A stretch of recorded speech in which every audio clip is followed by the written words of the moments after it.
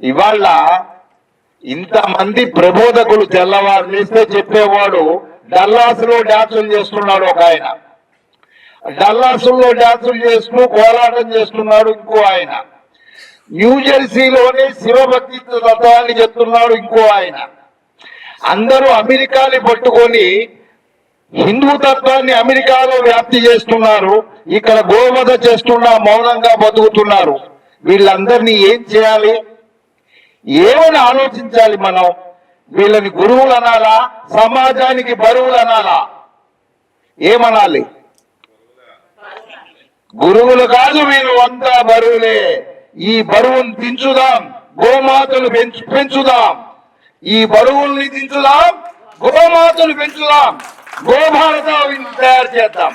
కాబట్టి ఇవాళ మనకు ఉన్న వాళ్ళంతా కూడా బరువులుగా తయారు.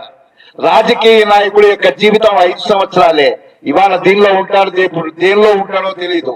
చివరికి జైల్లో మటుకు గ్యారంటీగా ఉంటాడు, ఎందుకంటే స్కీమ్ పెట్టి స్కాములు చేస్తారు కాబట్టి ఇవాళ మన కార్యక్రమానికి దరిద్రులు ఇద్దరే ఉన్నారు.